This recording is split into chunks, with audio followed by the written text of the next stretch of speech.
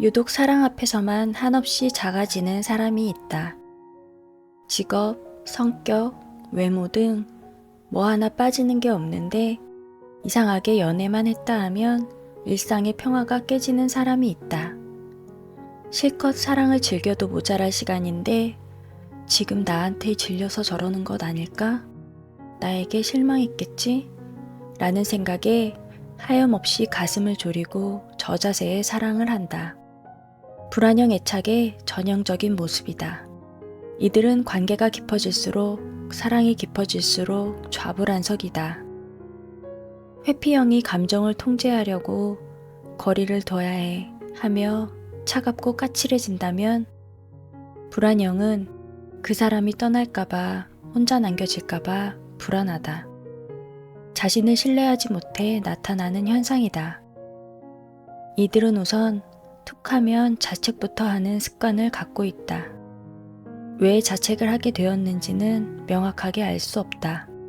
다만 주변에 모두 네 탓이야 라고 비난하는 사람이 있었거나 지속적으로 힐난하는 사람이 있었을 확률이 높다. 오랫동안 자존감이 떨어져 있었고 자책을 유발하는 환경에 노출되어 있지 않았을까 짐작한다. 이들의 마음속에는 버려질까봐 두려운 마음이 가득하다. 행복한 순간에조차 상대가 떠날 순간을 상상하며 불안을 끌어당긴다. 잠을 설치고 연락에 집착하며 질투와 의심에 사로잡히기도 한다. 그런 자신을 바라보면서 나는 매력도 없는데 집착까지 하고 있네. 이런 나를 사랑할 리가 없지. 라는 생각이 들어 다시 자기를 비난한다. 이들은 한시도 온전한 행복을 누리지 못한다. 아이러니한 건 이 불안이 종종 성공의 원동력이 되기도 한다는 점이다. 부모에게 사랑받지 못할까봐 공부를 열심히 하는 모범생들이 있고 따돌림을 당하지 않기 위해 사교성을 발휘하는 사람도 있고 미움을 받지 않기 위해 더 많이 양보하는 사람도 있다. 이런 사람은 남들 보기에는 잘 사는 것처럼 보여도 정작 본인은 늘 마음을 졸이며 산다. 윤홍균의 사랑 수업 두 번째, 불안형 애착의 사랑. 2장. 이들은 어쩌다 이렇게 불안한 사람이 되었을까? 가장 쉽게 찾을 수 있는 원인은 아무래도 어릴 때 겪은 가정 내의 불화를 꼽을 수 있겠다. 부모가 하던 일이 잘못되거나 가족이 뿔뿔이 흩어지는 등의 사건은 성장기 아이에게 정서적 타격을 입히는 경우가 많다. 의지했던 부모가 정신적으로 무너지는 모습을 목격하거나 부모와 갑작스럽게 헤어지는 일을 겪은 아이들은 성인이 돼서도 분리불안에 시달리고는 한다. 아이들은 안 좋은 일이 생기면 자책부터 하기 때문이다. 내가 잘못해서 부모님이 다투는 거지. 나 키우느라 돈을 많이 써서 우리 집이 가난해졌나 봐. 라는 식으로 생각한다. 아직 미숙한 뇌로 상황 판단을 하다 보니 자신이 세상에 끼치는 영향력을 너무 과하게 책정하는 결과다. 그래서 부모는 부부싸움을 하거나 가정 환경에 변화가 생기면 자녀들에게 구체적인 설명을 해줘야 한다. 아이는 모르고 지나갔으면 하는 바람에 쉬쉬하거나 아무렇지 않은 척하면 아이도 모르는 척 장단을 맞추지만 사실은 다 알고 있다. 게다가 아이는 점점 자신 때문에 벌어진 일이라는 생각을 굳힌다. 자신에 대한 부정적인 선입견이 시작되는 순간이다. 그렇게 성인이 되면 자신을 힘없는 존재로 인식하기 쉽다. 성인에게는 혼자 있는 게 부정적이지만은 않다.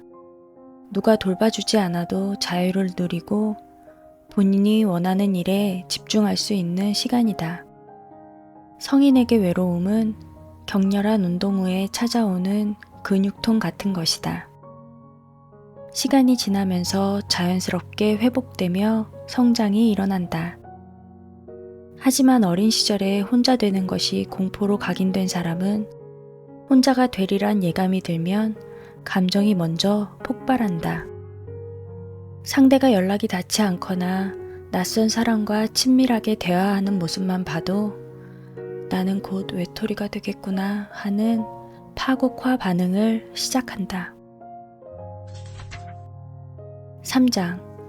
불안의 불을 옮겨 붙이지 않기. 불안형은 자신에게 내재된 자원을 신뢰하지 못한다. 고독한 시간을 견디지 못할 거라고 스스로를 저평가한다. 그래서 사랑하는 사람과 헤어지면 난 다시 일어서지 못할 거야 라고 생각해 절망부터 한다. 자신 안의 회복 탄력성을 믿지 못하는 것이다. 이런 지나친 두려움은 이별을 앞당기는 촉매제로도 작용한다. 근거 없는 두려움에 휩싸여 지나치게 의심하고 눈치 보고 집착하니 본인뿐 아니라 상대의 마음도 지치게 만든다. 버려질 수도 있다는 공포에 압도돼 연애를 즐기지 못하는 탓에 결국 헤어진다.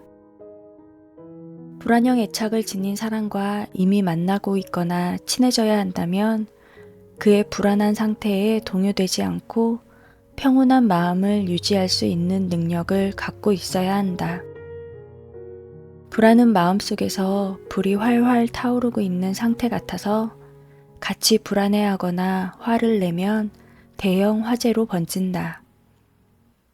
한 번의 불안을 끝내려고 들면 오히려 크게 폭발할 수도 있다는 점도 유념해야 한다. 특히 불안형에게 옳고 그름을 따져 논리정연하게 설득하는 시도는 대개 실패로 끝난다. 정색하고 말하는 상대 표정만 보고도 자신을 싫어한다고 단정하고 상상이별을 시작하는 사람들이기 때문이다. 그저 지지하고 공감하는 표정으로 아이고, 그것 때문에 마음을 졸였구나 하면서 들어주는 시간을 가져야 한다. 자책을 기반으로 살아온 만큼 자기 반성 시간은 충분히 마련할 사람들이니 굳이 이것저것 지적하거나 직면하게 할 필요가 없는 것이다. 지금 이런 불안형 유형과 사랑하고 있다면 그들의 말과 행동을 융통성 있게 받아들이고 포용하는 태도로 평상심을 유지하는 데 집중하는 게 좋다. 논리적이고 냉정한 자아는 잠시 스위치를 꺼두기를 권한다. 그러면 금방 사랑하는 사람의 모습으로 돌아와 있을 것이다.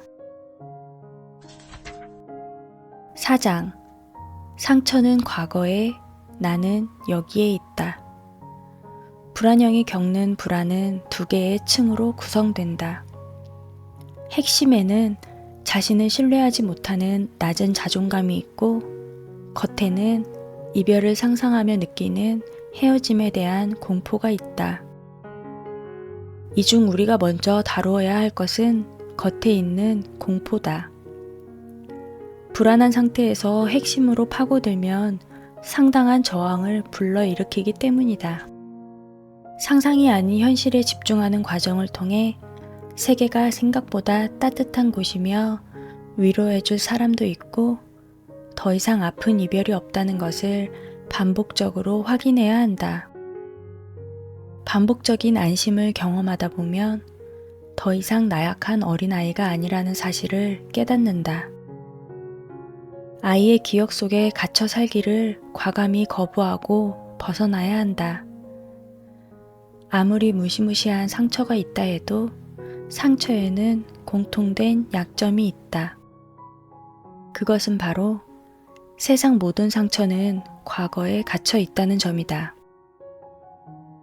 상처는 과거다. 혼자 있던 공포도 과거다. 다 지나갔다. 미래에 대한 걱정도 마찬가지다. 현실이라는 링 위에 존재하는 건 지금 자신이다. 상처와 공포에서 벗어나기 위해서는 현재라는 무대에 올라서는 연습을 꾸준히 해야 한다. 그런 의미에서 불안형에게는 오늘부터 하루 한 장씩 그림을 그려보길 권한다. 그림을 그리는 동안은 눈앞의 현실에 집중하기 때문에 꽤 효과가 있다. 필사나 색칠하기, 퍼즐 맞추기, 스토크, 식물 돌보기 등 집중할 수 있는 것이라면 무엇이든 괜찮다. 불안이 찾아오고 마음 둘 곳이 없어 전전긍긍하고 있다면 무언가를 오래오래 들여다보라. 앞에 보이는 건물의 유리창수를 세어봐도 되고 하늘의 구름을 봐도 된다. 그러다 보면 아무 일도 생기지 않는다는 것을 알게 될 것이다. 생각보다 세상이 평화롭다는 느낌도 받을 것이다. 우려할 만한 일은 벌어지지 않는다. 당시 느꼈던 공포와 불안은 과거에 멈춰 있다. 그리고 당신은 지금 전혀 다른 현실에 살고 있다. 안심해도 된다. 상처는 과거다. 혼자 있던 공포도 과거다. 다 지나갔다. 안심해도 된다. 5장 불안형의 생존법, 의존. 혼자 있는 것을 두려워한다는 말은 자존감이 낮다는 말과도 상통한다. 그렇다고 사람을 아예 못 만나거나 늘 나약한 상태로 사는 것은 아니다. 회피형 애착이 일중독을 이용해 살아간다면 불안형은 대개 의존을 무기로 살아간다. 그래서 불안형 애착에서 벗어나기 위해서는 의존을 버리고 독립의 길을 걷도록 연습해야 한다. 사실 도움을 받는 건 나쁜 게 아니다. 하지만 자신을 믿지 못해 시작된 의존은 다르다. 의존성이 높아지면 스스로 문제를 해결할 능력은 줄어들기 때문에 결국 탈이 난다. 의존성이 한 사람의 주요 성격으로 굳어버리면 작은 위기에도 크게 타격을 입는다. 뭐 먹을까? 자기가 먹고 싶은 거. 여행은 어디로 갈까? 자기가 정하면 난 무조건 따를게. 이런 식의 관계가 지속된다면 안전하지 않다는 신호다. 왜냐하면 의존하고 있는 상대도 불완전한 인간이기 때문이다. 내가 의존하는 상대도 알고 보면 때때로 다른 이에게 의지하고 싶어 한다. 과도한 의존성은 결국 한계를 드러낸다. 직장 생활에서 승진 후 우울증을 앓는 게 그런 예이다. 신입 시절에는 문제가 없다. 자신은 그저 시키는 대로 하면 되니까. 하지만 불안형이 직급이 올라가고 부하 직원이 생기면 극심한 스트레스에 시달리며 어찌할 바를 모른다. 신입 시절을 그리워하며 우울증을 겪기도 한다. 리더로서 압박감을 견뎌야 하는 시간이 찾아온 것이다. 평소 누군가의 도움을 받고 감사하며 사는 것도 좋지만 문제를 해결해 나갈 내면의 힘은 반드시 키워야 한다.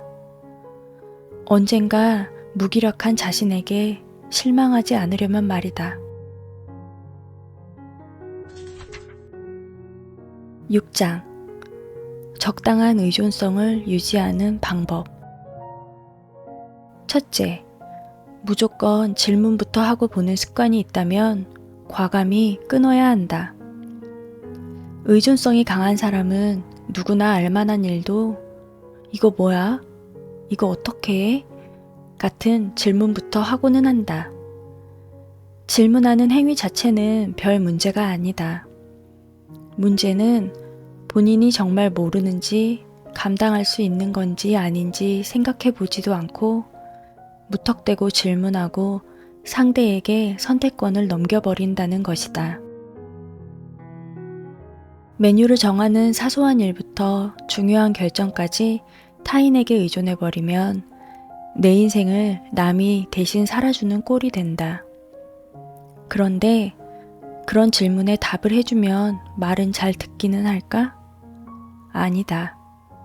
막상 조언을 해주면 조언이 무색할 만큼 본인이 생각한 대로 행동하기 일쑤라 상대는 허탈해진다. 둘째, 내 인생을 책임지는 사람은 자신이라는 점을 명심해야 한다. 의존성이 강한 사람의 습성 중 하나는 나쁜 결과가 나오면 네가 하라는 대로 했다가 망했어 라며 꼭 남 탓을 한다는 것이다. 자책을 할 때도 마찬가지다. 성격 탓, 유전자 탓, 심지어 막연한 대상 탓을 하기도 한다. 이처럼 책임을 미루다 보면 실패를 통한 깨달음을 얻을 수 없다. 자신에게 의존성이 있는 것 같다면 도와준 사람에게 감사하되 결정과 책임은 스스로 지겠다는 자세를 유지하려고 의식적으로 노력해야 한다. 마지막으로 내 모든 욕구를 사랑하는 사람이 채워줄 수 없음을 기억해야 한다. 사랑은 위대하지만 사람은 유한하다. 그래서 사랑이 우리의 모든 감정을 받아줄 수도 없고 늘 의견이 일치할 수도 없다. 어느 순간 상대에게 서운한 마음이 들면서 남들은 연애하면 이 정도는 다 해준다던데? 라는 생각이 올라오면 기억하자. 사랑을 통해서 모든 것이 채워지지 않는 이유는 사랑이 문제여서가 아니라 내 욕심 때문일 수도 있다는 것을. 선책방 이야기. 저도 외로웠던 어린 시절의 영향으로 불안한 사랑을 했었던 사람입니다. 사랑은 행복하기보다 항상 힘든 것이었고 자존감을 무너지게 만드는 일이었어서 오히려 사랑을 피해 도망치게 됐었던 사람입니다. 심리학 공부를 하면서 저의 애착 유형을 인지하게 되었고 있는 그대로의 저 자신을 받아들이고 인정하고 수용하면서 마음이 치유가 되었고 안정형 애착 유형이 되기 위해 부단히 노력하고 있습니다. 심리학자들 중에서는 타고난 기질을 바꿀 수 없다라고 확신하는 분들도 많이 있습니다. 그렇지만 저는 심리학자 아들러와 마찬가지로 사람은 바뀔 수 있다고 생각합니다. 저 스스로가 굉장히 많은 부분을 인지와 수용, 노력을 통해 바꿔나가고 있기 때문입니다. 만약 자신이 불안형 애착이거나 회피형 애착 혹은 더 힘드실 수 있는 혼합형 애착이라도 과거의 탓에 갇혀 있거나 미래에 대한 불안으로 미리부터 아파하지 마시고 변할 수 있다는 믿음을 가져주셨으면 좋겠습니다. 그러나 한편으로는 꼭 변하지 않아도 괜찮습니다. 내가 어떤 유형의 사람인지를 인지하고 수용하는 것만으로도 이미 당신의 변화는 시작되었을 테니까요. 나는 행복해질 운명입니다. 당신은 반드시 행복해질 운명입니다. 따뜻한 위로가 필요한 밤 선책방. 잘 자요.